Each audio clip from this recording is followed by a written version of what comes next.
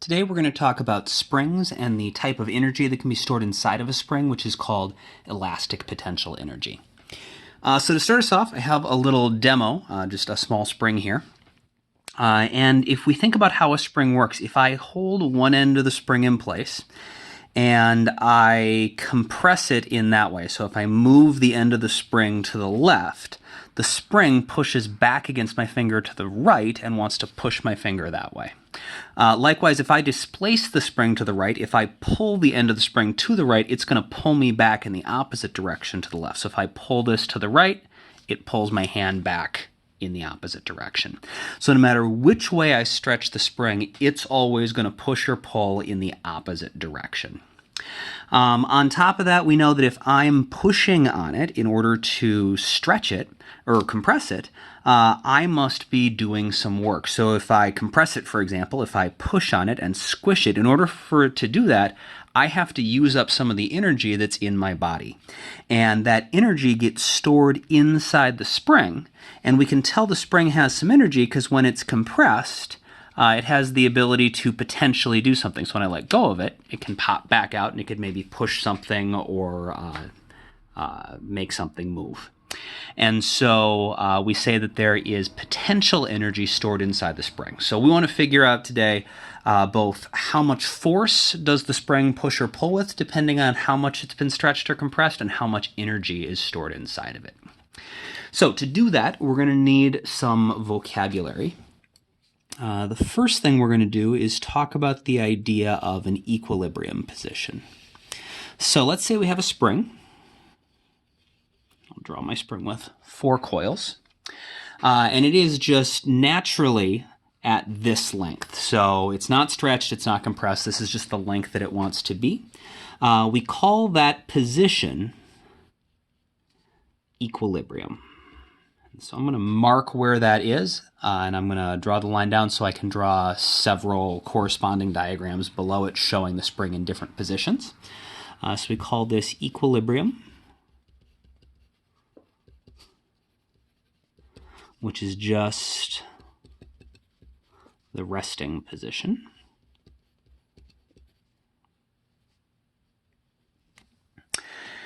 And so if we take the spring and maybe compress it a little bit, so we're going to make the spring shorter. Well, if we do that, we know the spring is going to want to pop back into place. And so if we maybe had an object sitting out in front of it, like a block or something, I'll draw the block here as well.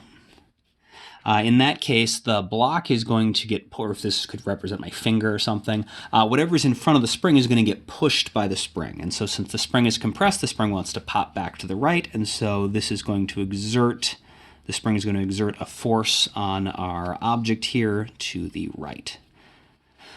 Whereas here, when it's in equilibrium position, the spring's happy there. It doesn't want to push or pull, and so it doesn't need to do anything to the block. And we can measure how far the end of the spring is from where it started by measuring just how far it is from equilibrium. And we're going to use x to represent how far it is, or its displacement from equilibrium. Likewise, let's say that we stretch the spring out. So we take our spring, and we've got some sort of object maybe attached to the end of it. Now that the spring is stretched out, the spring wants to pull itself back into its starting position. And so if there's something attached to the end of it, that's going to get pulled to the left in this case.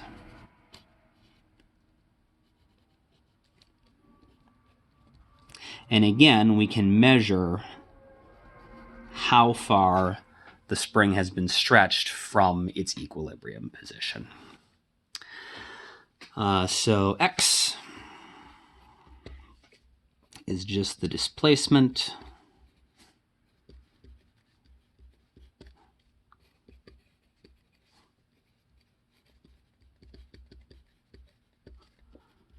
from equilibrium. And we want to eventually come up with an equation that describes how big this force is. And one thing you might have noticed if you've ever played with a spring or like a rubber band is the more you stretch it, the harder it pulls, or the more you squish it, the harder it pushes back. And so we need an equation that not only describes the correct direction, whether it's going to be pushing or pulling, but also that accounts for the fact that the bigger this x is, the bigger we have stretched, the more we've stretched or compressed the spring, the harder the spring is going to push or pull back. And so the equation that does that is called Hooke's law.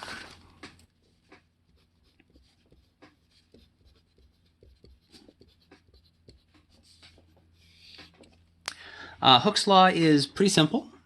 It says that the force exerted by a spring is equal to negative kx. This is a lowercase k. We used a capital K when we were using the Ke for kinetic energy. So there's going to be two kinds of Ks in this unit. If you see an uppercase K, it's energy. If you see a lowercase k, it's part of this equation. It's something we call a spring constant, and I'll define that in just a second here. So Fs is just the force exerted by the spring. And what this minus sign tells us is that the force is going to be in the opposite direction as the displacement. Remember, x was the displacement, and if we displace the spring to the left, the spring pushed to the right, whereas if we stretch the spring to the right, the spring was going to pull back to the left. And so that minus sign is just telling us that they are in opposite directions. So minus sign just means that the force from the spring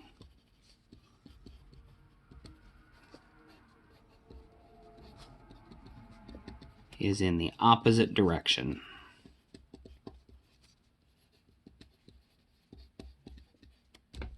of the displacement.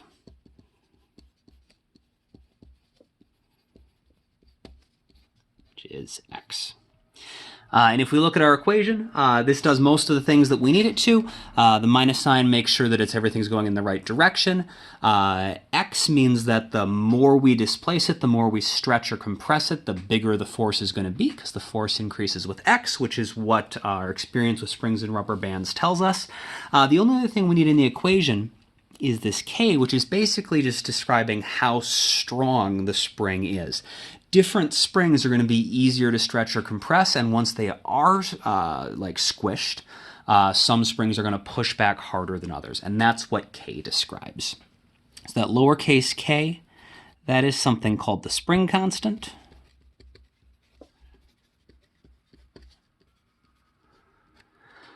The unit for the spring constant is going to be newtons per meter. And it just describes how hard it is to stretch or compress the spring.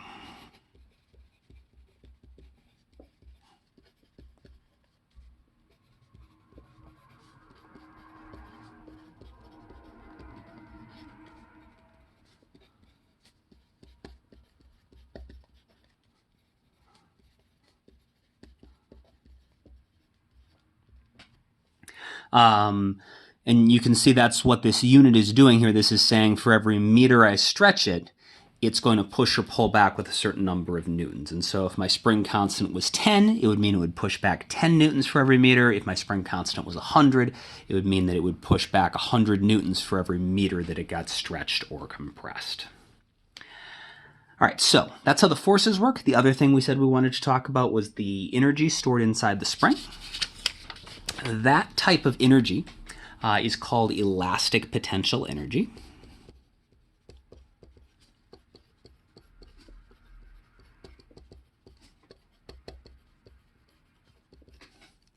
And so the symbol is going to be capital PE, which has been our symbol for potential energy, and then a little e, so we know it's elastic, as opposed to using the little g for gravitational. And elastic potential energy is just the energy stored in a stretched or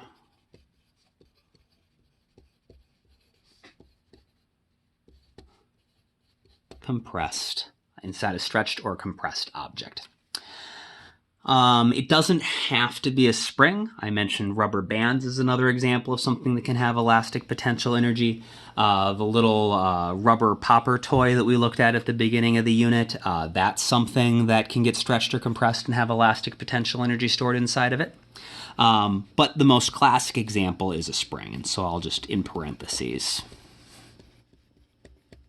like a spring.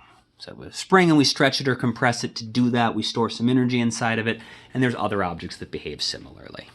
And the equation we have for elastic potential energy is just specifically for the elastic potential energy inside of a spring, or something that follows the equations for a spring. It says that the elastic potential energy is equal to 1/2 kx squared. And those are the exact same terms that we saw in our force equation, Hooke's law. So lowercase k is again the spring constant for the spring, and x is again how far it's been displaced from equilibrium.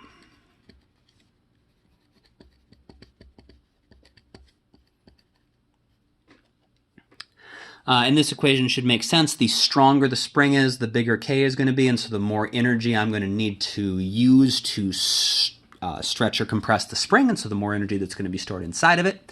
Also, the further the spring has been stretched or compressed, the more energy it would have taken to stretch or compress it into that position, and so the more energy that will be stored inside of it.